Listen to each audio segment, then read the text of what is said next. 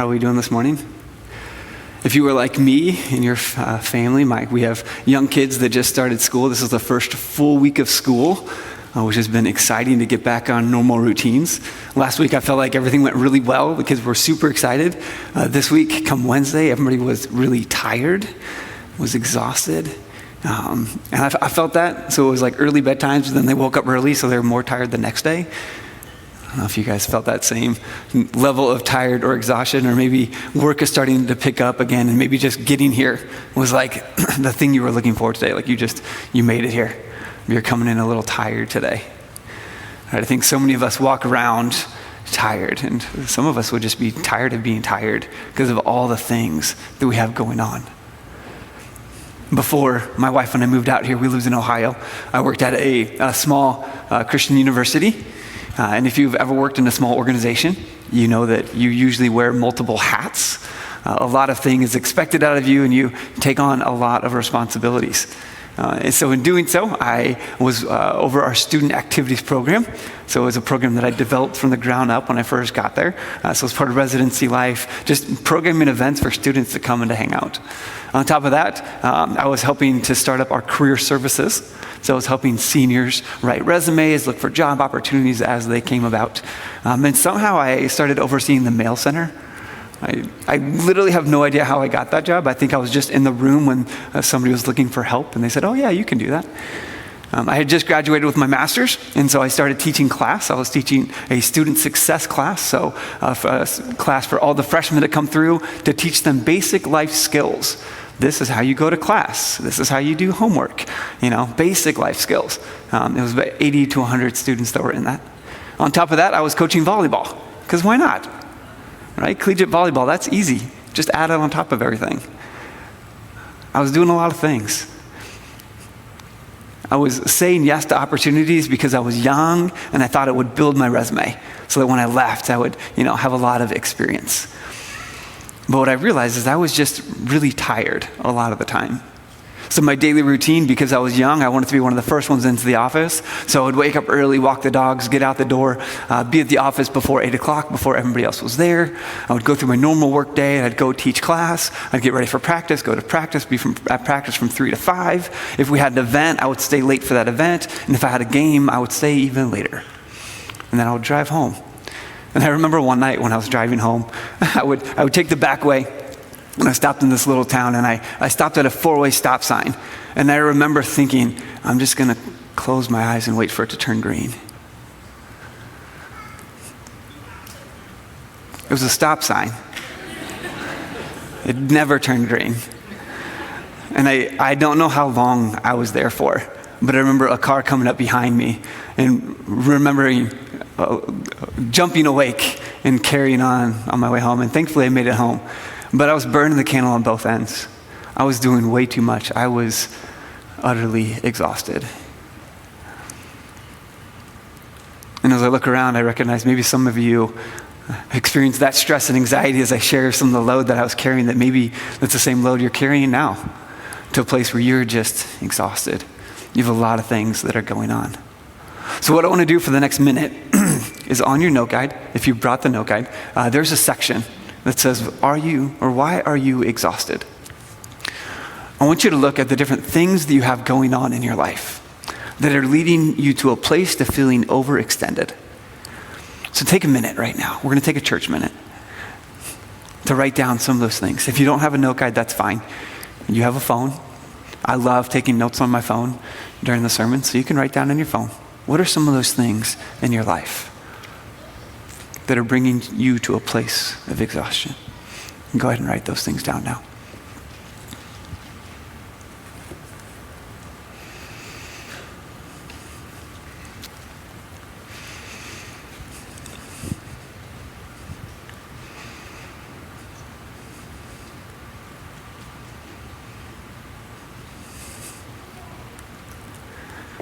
Like I said, we take about a church minute, so that was about 20 seconds.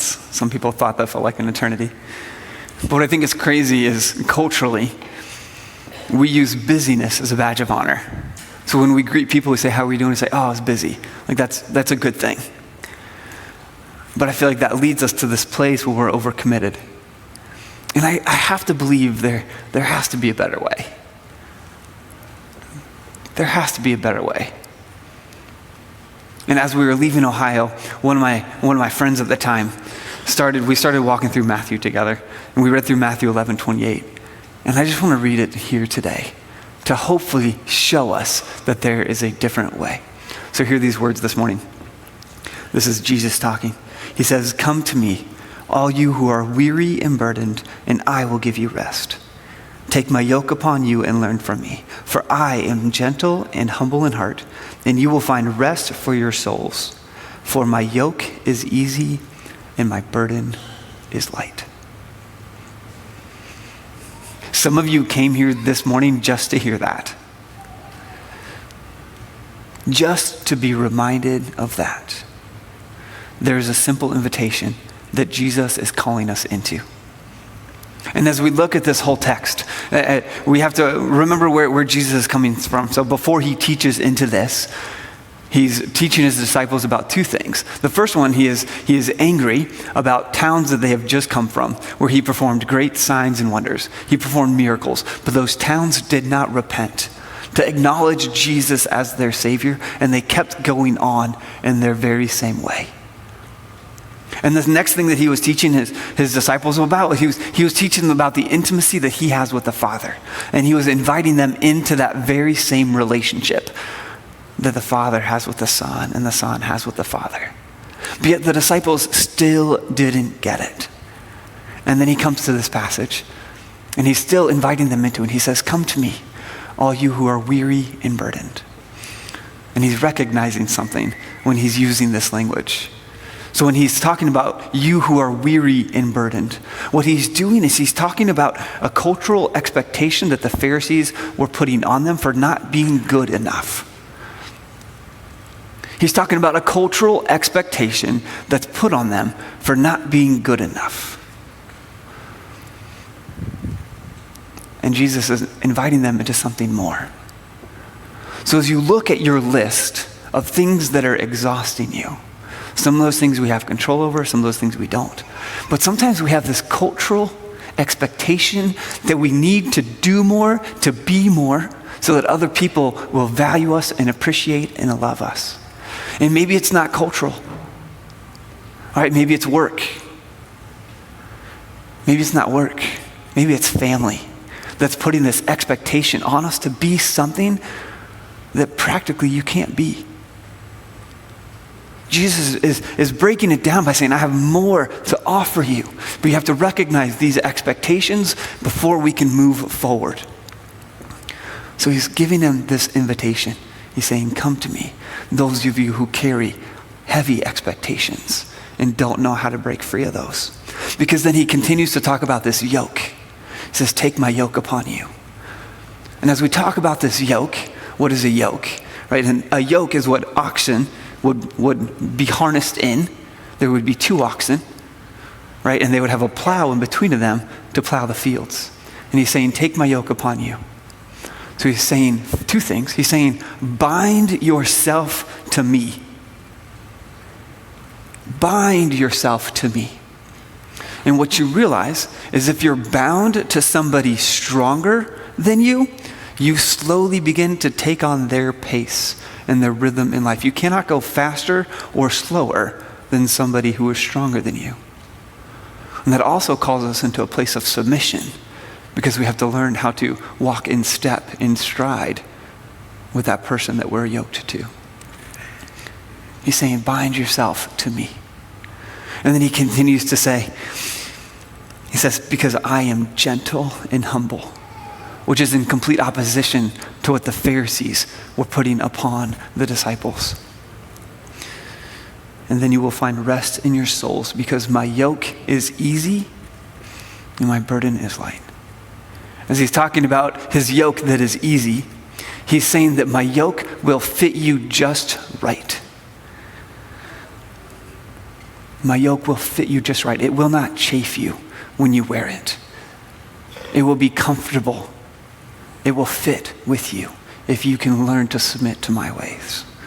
It's like putting on a new pair of jeans or a new outfit that you just get from the store. You know what I'm talking about. When you put on those new jeans and they just like fit just right. And you want to wear them all the time. I've worn these for 2 weeks straight. That's a joke, kind of. But it's that comfortable, right fit that Jesus is calling us into. Now listen, I think we get it wrong when we experience exhaustion. Because what we want to do is we want to pray for rest. We want to say, God, just give me rest. Take me out of this situation. Let me just go to the beach for a week to recover. We want that rest so desperately. But what Jesus is calling us into is something far different. He's inviting us to be bound to him. So he's not going to say, I'm going to take you out of this. But he's saying, we need to evaluate the pace of life that you are living, because I have a new way of living that I'm inviting you into. So I think instead of praying for rest, we need to learn how to pray for more of Jesus. We need to learn to be in his presence, and that will give us rest. And I think God has established this beautiful rhythm from the very beginning that I think we need to evaluate this morning.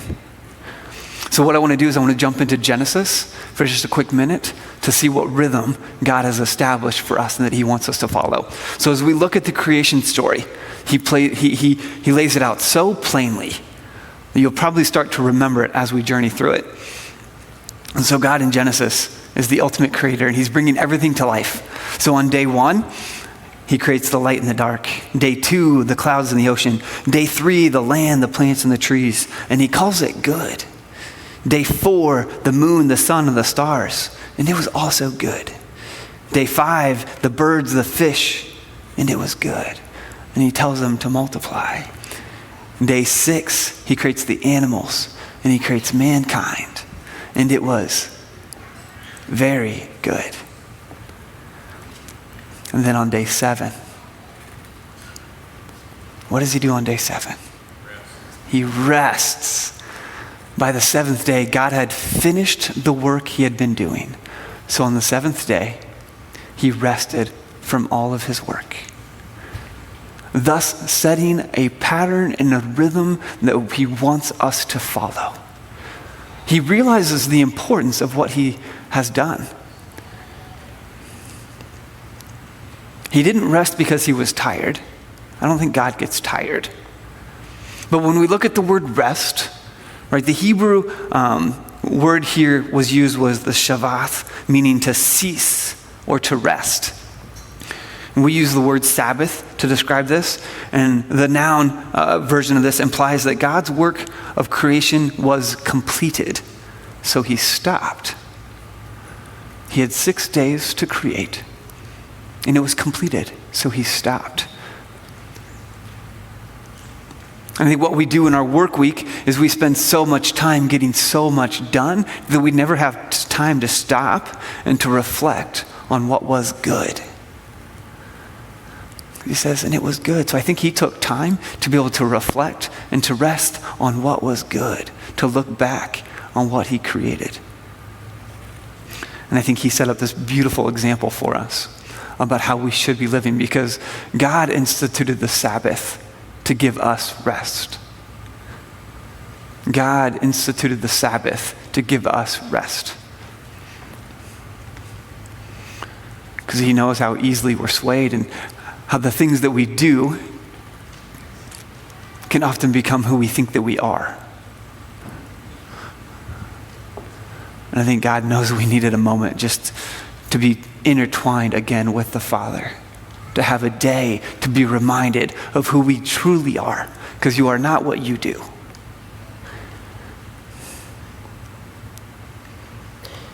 And so I think God had to set this rhythm for us, and he continually reminded us of this. So then we fast forward a little bit to Exodus. We see Moses leading the Israelites, and God had this divine intervention moment where he said, you guys need to wake up. And he gave Moses the 10 commandments. Right, and the 10 commandments, the first one is have no other gods besides me. The second one is have no idols. Number 3 was do not use my name in vain. Number 4 was what? Remember the Sabbath. So Exodus, I'm going to read this. Remember the Sabbath day by keeping it holy. 6 days you shall labor and do all of your work, but the seventh day is a Sabbath to the Lord your God. On it you shall not do any work, neither you nor your son nor your daughter, nor your male or female servants, nor your animals, nor any foreigner residing in your town. For in 6 days the Lord made the heavens and the earth, the sea and all that is in them, but he rested on the seventh day. Therefore the Lord blessed the Sabbath day and made it holy. I think we need to remember the Sabbath day by keeping it holy. Now, what does that mean? What does it mean if something is holy? And if you've been around here long enough, we like to say to be holy means to be set apart. We have a day that is set apart that looks much different than the rest of the week. You have a rhythm in your week where there's one day that just looks fundamentally different. This should be a day that we can bask in the goodness of God. We can remember the Creator, to be one with the Father, to not have to get something done. We don't need to rush around, but we can slow down. Be reminded of who the Creator is. To simply be able to find rest that we so desperately need. Doesn't that just sound so good? To be able to bask in the goodness of God, to have one day that is truly set apart. And now it's confession time, because I think Steve had me do this sermon on purpose, because I have a very hard time with this. I mean, even to the fact, usually Sundays during third hour, I have my sticky note of the 3 things that must get done by the end of the day. So that I go home and those are the 3 things that I need to do to feel accomplished for the day. This is so intertwined within me. So I think Steve was secretly laughing. He said, hey, who's the most high energy person on staff? You, go teach about resting. Thanks. So it's been very humbling to do this. And what I don't want to happen is I don't want this to be a moment of just guilt by saying, you guys aren't doing this right. Because I simply think by being here, this is a part of it. To stop, to reorient our weeks, to be able to reflect on the goodness of God. So you're not all far off. Right? This is one of those super important moments to be able to come and reflect on who he is. But if I'm being honest, I have a lot of excuses as to why resting is challenging. My wife and I, we have 5 kids at home. So for me, my perfect day of Sabbath would be to sleep in, to have a late breakfast, maybe to leisurely read my Bible, have a casual conversation with my wife. And having kids makes that all very challenging. Not impossible, just challenging. And so I don't want this to be a day to say you're not doing this right. But sometimes I feel like we just need a day to get things done. All right, we just need a day to just get a bunch of things done. And that's what I want my weekends to look like. But pastor and author Eugene Peterson once called an activity day, a filled day off. He called it the bastard Sabbath. He said, a bastard Sabbath was a day off from work that is used to get all of our personal stuff done. It's what the typical American Sunday looks like. And I think God instituted the Sabbath because we have all time during the week wrapped up in all the things that we do, that he needs a day that's set apart so we can slowly unwind all those things that we align ourselves with during the week. We need to slowly unwind our identity from work that we so intertwined ourselves with, from the things that we do because you are not what you do. We're not a list of things that need to get done. Sometimes we just need to sit and bask in the goodness of God. I think some of us have a runner's mindset when it gets to taking a day off. Now, some of you probably aren't runners, but I ran in high school, and my coach in high school would always say, you can never take more than 24 hours off, because if you do, you will lose all the fitness that you have worked so hard for this entire season. And so I never wanted to take a day off. It's if I'm going to lose all that I've worked for, I'm just not going to rest. I'm just going to keep going and keep going. And I think some of us have taken that philosophy to work. into every other aspect of our life. But what I've realized, the older and the wiser that I get, I actually wanted to look at the scientific data that actually prove that. So as I looked into the data, it actually says, yes, you do lose a little bit of fitness if you take one day off, but you lose 1 to 3% per day that you take off. 1 to 3%, which is so small, so micro-mental, right? So insignificant, the amount that you would lose, that you would have to take 2 to 3 weeks off to notice any change in your pace, in your actual fitness. Sometimes I think that we often think we're better than we really are, so we put ourselves into situations where people actually need us. When I think the God of all creation said, it's okay to take a day off. It's okay to have a day to rest, to not be bound up in the expectations by other people. Because what I think happens is once we begin taking that day of rest, we realize that it's going to affect every other day of the week. I dare say you might actually begin to look forward to it. And so you begin preparing ahead of time to look forward to that day. And it hopefully encourages us to check the pace of life in which we are walking. And if we are bound to the Father, to the Son, then our pace through the week will slow down as well. So it's not just going to impact one day, but it's going to impact the way that we are living our lives. Because as Jesus was teaching his disciples about what the Sabbath was, the Pharisees, so after Matthew 11 comes Matthew 12, where Jesus is teaching his disciples about the Sabbath. And they're walking through a field, picking grain and eating it, and the Pharisees said, wow, you can't work on the Sabbath, what are you doing? And Jesus, in all of his grace, comes along and says, well, what do you do when you're hungry? You would eat. And Jesus continues to teach, and he says, and the Pharisees say, is it wrong to heal on the Sabbath?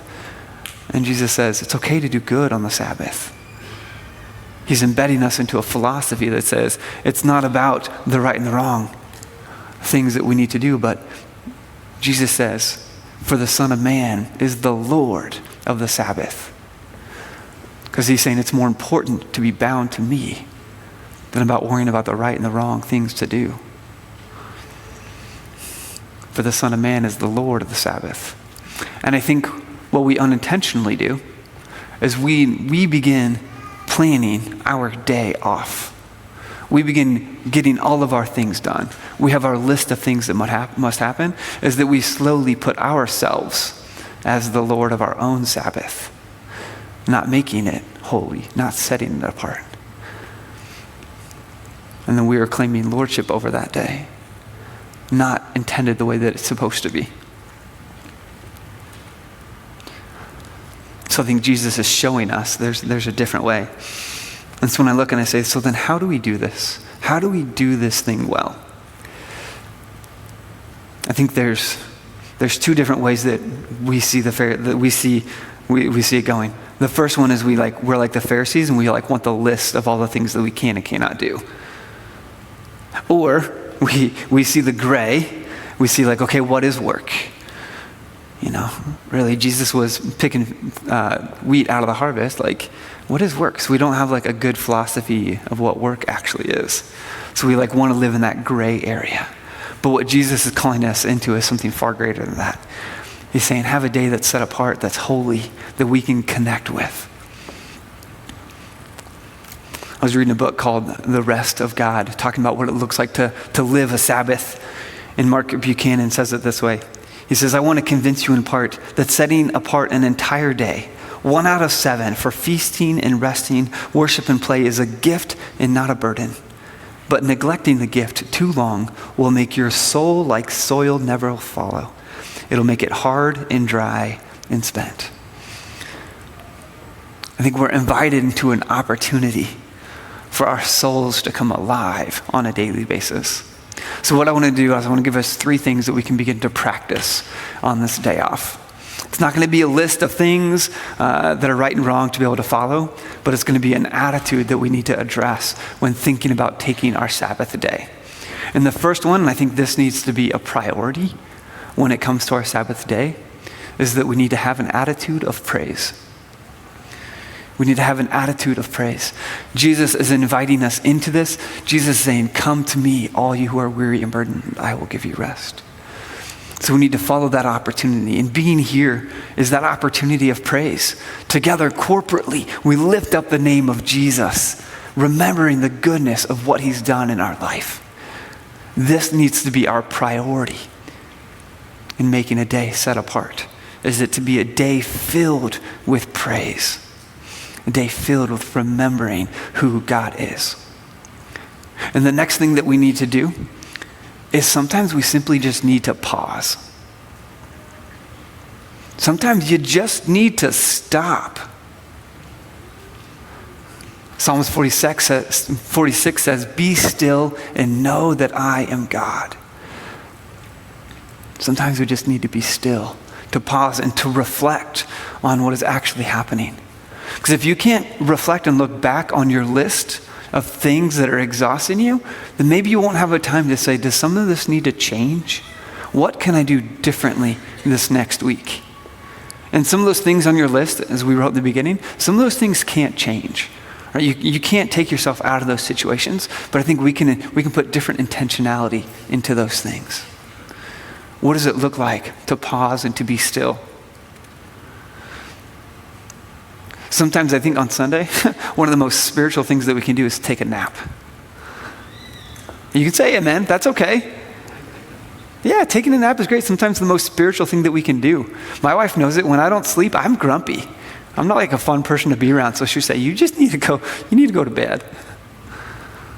Right? So sometimes we just need to learn how to be still, to have a moment to pause and reflect. Maybe it's to journal, maybe it's to pray, right? But to realign ourselves with the Creator and not what we do during the week.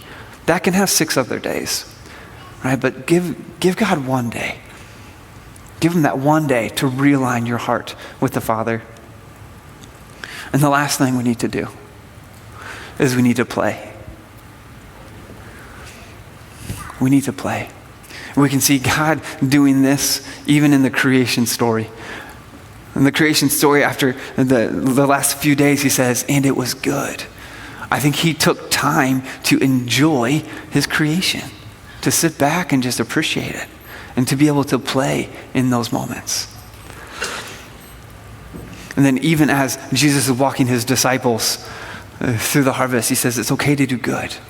It's okay to have fun. It's okay to play. It's okay to enjoy your kids. Let them be kids. It's okay to get down on the floor.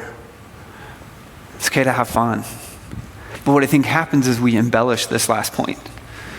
And sometimes all we want to do is play to the detriment of the praise that God is supposed to have.